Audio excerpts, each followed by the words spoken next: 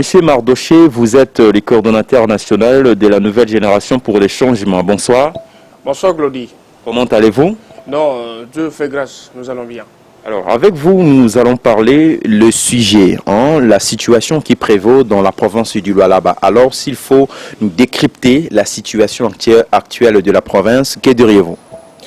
Moi, je suis content que le chef de l'État ait passé dans la province du Lualaba pour vivre de ses propres yeux ce qui s'est passé et en rapport avec tout ce que nous avons dénoncé comme mégestion à la tête de la province. Et ça, nous avons eu vraiment l'occasion d'en parler parce qu'il y a quelqu'un qui a eu la bonne volonté et le courage de dénoncer cette mégestion. Après que Mouyej ait vendu le mensonge sur les réseaux sociaux, sur les médias analogiques, et tout le monde a cru au mensonge que la province était en train d'être développée, et que la province était pilote, la province était debout. Voilà. Madame le vice-gouverneur Fifi Masuka Saini, par sa bonne volonté, il a agi en républicaine pour redresser les choses. Et faire comprendre au chef de l'État que faites attention, la province n'était pas bien gérée. Voilà qu'il y a existence des redevabilités de la province qui s'élevaient à 83 millions de dollars, dont 26 millions alloués à un projet agricole, et que la province n'a gagné que 110 000 dollars. Vous voyez, et que le maïs qui devrait, n'est-ce pas, sortir de ces champs a été bloqué par un sous-indien Raïm. Nous l'avons plusieurs fois dénoncé dans nos émissions. Et que la province n'avait rien gagné. Vous voyez, en dehors de ça, il y a eu des hectares de Montérégie qui étaient vendus à 2 600 000. Et nous avons parlé d'une gestion opaque à tous les niveaux. Le chef de l'État, en passant, a dit voilà, il y a des gros problèmes là-bas. Le problème qui doit vraiment être résolu. Vous avez su avec moi à travers une vidéo analogique qui a tourné sur les réseaux sociaux que le chef de l'État a même remarqué qu'il n'y avait pas des écoles qui étaient construites, il n'y avait pas de routes qui étaient asphaltées. Alors, ça corroborait avec ce que nous avons dénoncé. Ce qui veut dire qu'on n'a pas fait des accusations gratuites, c'était une vérité. Le chef de l'État s'est rassuré, n'est-ce pas, de la légitimité qui était en gestation. Aujourd'hui, la légitimité du chef de l'État est ineffiable. On ne peut pas l'exprimer par la parole. Vous avez vu vous-même l'accueil qui était, n'est-ce pas, organisé par Madame le vice-gouverneur ensemble avec tous les fils et les filles dignes du Lualaba. Les Lualabais ont suivi le mot d'ordre de Madame le vice-gouverneur. Ils sont venus accueillir le président public et le chef de l'État a passé plus de 10 minutes en train de sourire, en train d'apprécier, n'est-ce pas, la manière dont il a été accueilli. Et c'était une joie pour tous. Nous nous sommes dit que Madame le vice-gouverneur Fumasuka n'est pas ennemie de Mouyej. Elle a agi en tant que républicaine. Une grande femme qui a fait la différence en son temps et qui veut que les institutions de la province soient, n'est-ce pas, conformes ou s'exercent conformément à la vision du chef de l'État. Que le chef de l'État va être clair sur la gestion des finances de Lualaba et que les institutions s'atteignent debout selon la vision du chef de l'État et que la population sente que Tshisekedi se soucie de son peuple. Et vous pensez que les passages du chef de l'État dans cette province va arranger les choses? C'est déjà une grande satisfaction. Parce que les gens qui ne savent pas lire les signes des temps, peut-être sont enivrés par cette doute qui n'a pas son sens. Madame Fifi Masuka, c'est elle l'alliée du président public dans la province du Lualaba. C'est elle, le gouverneur de la province du Lualaba, que nous avons actuellement. C'est avec Fifi Masuka Saini que les institutions sont debout, que la médiocrité est chassée. C'est avec Fifi Masuka que nous avons la transparence dans la gestion des finances. Aujourd'hui, vous avez suivi qu'il y a un groupe d'individus qui ont été mis à la porte. Pourquoi? Vous êtes membre de la cellule des communications au nom de votre tribu, au nom de votre appartenance dans la famille de Mouyej. Et que vous êtes dans les institutions, vous n'êtes pas chassé, quelles que soient les insultes, les injures que vous avez proférées à Fifi Masuka pendant qu'elle joue le rôle, n'est-ce pas, du gouverneur provincial. Non seulement ça, elle est vice-gouverneur élu de l'Assemblée provinciale. Vous êtes payé par la province.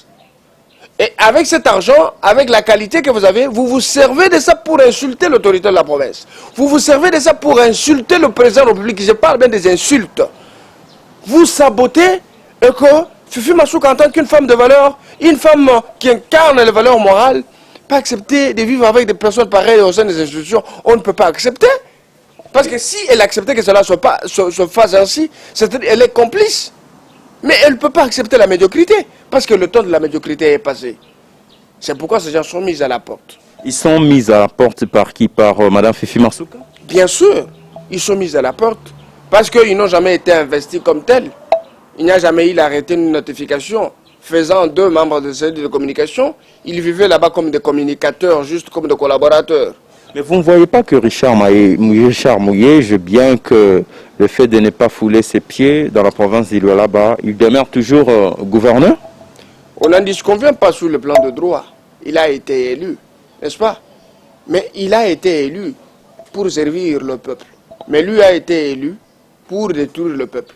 Il a détourné l'argent. Il est cité dans la mégestion. Il est cité dans le financement de Bakatakatanga. Nous avons lu ensemble avec vous un article qui a circulé sur les réseaux sociaux. Vous voyez? Il a trahi la population. Il a trahi les institutions. Et il était même hostile à la personne du chef de l'État et aux institutions. On peut accepter que quelqu'un pareil revienne à la tête de la province? Non. Mais sur le plan de droit, il a des problèmes judiciaires et politiques. Il y a des institutions bien établies qui doivent s'occuper des Mouyej. Nous avons le chef, nous avons la justice. Donc ce n'est pas un problème de dire, voilà, Mouyej peut quitter. Nous sommes même dans la phase préjudicielle et l'action publique a déjà commencé. Donc, au nom du principe de la continuité des institutions et la préséance, automatiquement, Excellence Fifi Masuka Saïni doit faire son travail et continuer l'action du chef de l'État en province. On ne peut pas accepter que le temps passe comme ça parce qu'il y a Mouyej et rentre avec ses endettements non plus. Il y a le ministre provincial de la province du Lualaba, bien entendu, qui a été invité, n'est-ce pas, par l'inspection générale des finances, question de mener à bon port les enquêtes selon certains éléments à sa charge. Alors comment avez-vous aperçu cela? Je suis content, mais je pense dans l'ordre de mission, on devrait aussi insérer le nom du ministre des budgets, M. Chikambi. Parce que lui aussi, c'est un voleur, c'est un détourneur de fonds. Il fait partie de l'équipe des gens qui ont détourné. Je vous donne un élément. Le ministre est parti à Dilolo. Il a détruit un marché à Dilolo. Soit-disant, il va les construire au nom du gouverneur de province. Ça passe inaperçu devant les caméras. Ça passe inaperçu devant l'IGF. Il a détruit le marché. Ils ont reçu l'argent pour construire la fontaine là-bas. Nous avons des images, nous avons des preuves. Construire un stade moderne. Et l'argent a été débloqué jusqu'à maintenant. Il y a absence de traçabilité. Et lui, c'est le ministère des budgets. Et il y a question de finances. Comment est-ce qu'on peut inviter deux ministres et l'autre reste? Je pense que l'IGF devrait revoir, n'est-ce pas, sur son invitation, et insérer le nom de Chikambi parce qu'il est aussi parmi les détourneurs de fonds. Mais ceux qui sont déjà invités, c'est bien. Nous avons le ministre de pêche et élevage. Il y a aussi le directeur provincial des recettes de la DERLU. Il y a aussi le ministre des Finances. Ils doivent aller répondre pour nous apporter la lumière sur le détournement de fonds. Je pense que nous sommes en train de partir petit à petit pour que ce genre qui ont détourné l'argent de l'État puissent répondre leurs actes devant la justice. Vous ne voyez pas que ça c'est une façon pour l'IGF de saisir Richard Mouyej par la quai? Non, non, pas saisir. Qu'est-ce que Mouyej représente pour la République de Martinique? C'est un citoyen comme moi, comme toi. Il a été élevé en dignité comme gouverneur de province. Il n'a pas joué son rôle. Il a détourné l'argent de l'État. Alors l'IGF fait son travail en tant qu'institution. Vous voyez? Parce que l'IGF, il y a la conformité de gestion aux textes abstraits, textes qui régissent les finances. Alors, s'il a détourné, on demande à répondre à la justice, et seule la justice doit n'est-ce pas, statuer sur son sort. Donc, l'IGF doit faire le travail conformément à sa mission, afin que les détourneurs de fonds répondent de ces actes devant la justice. Nous sommes très contents d'avoir une femme capable, femme visionnaire, femme forte. Je voudrais rappeler une chose. Madame Fifi Masuka Saïni, le gouverneur du Lualaba, elle n'est pas la tête de la province parce qu'elle en a envie non plus. Je vous informe que Fifi Masuka ne manque pas l'argent de satisfaire sa famille ou de se satisfaire. Où est-ce qu'elle en a pris cet argent? Non, non, c'est une ancienne routière. Elle a un cursus politique très propre. Elle n'a jamais détourné même 100 francs de l'État. C'est un modèle pour des jeunes femmes qui veulent devenir des politiques dans l'avenir. C'est une femme qui a marqué, vous comprenez? Parce que la province est la province la plus riche du monde. Je parle bien du monde, qui représente beaucoup. Mais combien et comment expliquer que cette province participe à 4,5% au budget national? C'est de là sur le toit. On ne peut pas appeler ça province pilote. Mais aujourd'hui, une femme marque, n'est-ce pas, impacte positivement son combat politique par le fait qu'elle est déterminée à servir dans la vérité, n'est-ce pas, son peuple et son président, ses institutions. Nous devons la prêter bien forte parce qu'elle ne va pas s'éterniser à la tête de la province du Lualaba. Elle doit faire un bon moment pour remettre les institutions sur les sièges de fonctionnement normal. Au regard de ces éléments présentés, M. Mardo Chensele, alors on veut savoir pourquoi l'Assemblée provinciale du Lualaba n'a pas pu procéder à la destitution du gouverneur Richard Mouyej. Vous ne voyez pas que ça y a un silence total de sa part? Non, reconnaissez que l'Assemblée provinciale du Lualaba, c'est une grande institution qui fait un grand travail. L'Assemblée provinciale qui est dirigée par l'honorable Noui Kamoni Ntumbo. cette assemblée fait un bon travail. Parce qu'il y a déjà 13 députés de l'Union sacrée de la nation qui ont véritablement impacté, parce que récemment, il y a eu un élément qui était très hostile, n'est-ce pas, qui représentait une opprobre pour les institutions, et ces messieurs ont été mis de côté. Ces messieurs s'appellent Timboj. C'est lui qui avait insulté les députés et les institutions. Il a même insulté le chef de l'État. Il a été mis dehors, éjecté. Après, il a été remplacé par l'honorable Gaston Mouchid, qui est un homme très intègre.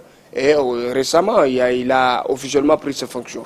L'Assemblée provinciale du Lualaba s'est mise à, n'est-ce pas, à contrôler l'action du gouvernement du jour le jour. Vous avez vu les trios magiques, l'honorable Kassia Chingambo, l'homme fort, il y a aussi l'honorable Gaston Mouchi, l'honorable Roy, qui sont au four au moulin pour voir comment, qu'est-ce que l'exécutif fait, qu'est-ce qu'on doit faire pour redorer l'image de ces institutions au niveau provincial. Et autre chose, c'est qu'il y a déjà une commission qui est mise en place pour faire un travail de 10 jours, pour, n'est-ce pas, enquêter dans le ministère qui sont soupçonnés de détournement de fonds. Et bientôt, il y aura un rapport définitif qui sera mis à la disposition de la justice pour que le travail soit fait. Ne vous en faites pas pour les sorts des mouillages. L'Assemblée provinciale se prononcera là-dessus parce qu'à leur niveau, ils ont aussi une part des responsabilités. Je pense qu'ils vont se prononcer. L'UGF, à ce niveau, avec la justice et d'autres institutions, doivent faire leur travail afin que la vérité soit établie. Des questions qui vous restent, dont la première consacre au rapport de l'IGF sur les indices sérieux d'équipabilité à charge de Richard Mouyej qui se tarde jusqu'à présent. On n'a pas les rapports finaux, mais aussi, dites-nous, en ce qui concerne les avancées significatives pendant l'absence de Richard Mouyej, bien entendu, sous la gestion de Mme Fifi Mansou. Merci beaucoup, mon frère. Je vous dis même à travers des vidéos, vous pouvez les lire. La gestion de 4 mois par rapport à une gestion opaque de 6 ans, une grande différence. Fifi Masuka se met debout d'abord pour remettre de l'ordre en ce qui concerne l'administration publique. Il y a des infiltrés.